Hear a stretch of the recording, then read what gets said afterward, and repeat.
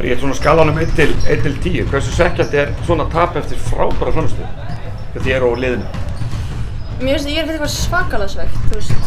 Það margt sem við getum tekið jákvætt úr þessu og líka neikvætt, en kannski meira jákvætt. Við byrjum ógeðslega hart og hefðum átt að kannski stíga betur upp þegar þær var að ná okkur, en það svo ógeðslega margt sem við hefum getað gert betur en líka ógeðslega margt, þannig að maður reynir bara að horfa á jákvæða og bæta hitt.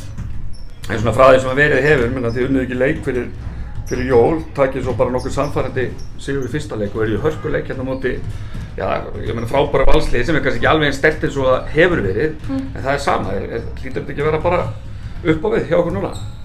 Já, það eina sem ég vil trúa. Alltaf erum með Evrópuleikmaður sem kominn og hún verður með okkur vonandi næst, þannig að... Já, fyrir utan það, við eigum hann inni. En segðu mér með þig sjálfa, þú sprakst heldur betur út í síðasta leik og mjög flottur leikur. Þú varst ekki með marga svona leiki fyrir áramótið ekki. Hvað gerður á milli jól og nýjársveila? Takk fyrir. Ég veit það, ég bara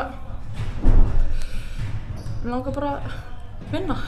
Það er sem ég vildi gera í seinasta leik, það var ákvað ég að vinna og ég hugsaði að allt jólafríið ætlum að vinna, við vinnum. Já, en umræðan svona í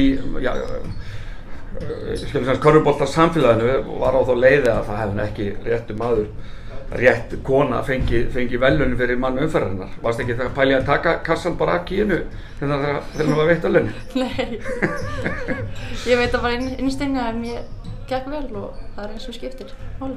Já, og aðalatriði kannski líka það að liðið vann, er það ekki? Hæ? Og aðalatriði kannski líka það að liðið vann. Það var eina sem skiptir máli, mér er alveg saman hitt. Bara hvernig... Já. Þannig og framhaldið að lokum? Bara næst verður sigur. Ekkert meira en það í bili, bara næsti leikur að vinna hann? Já. Frábært, takk.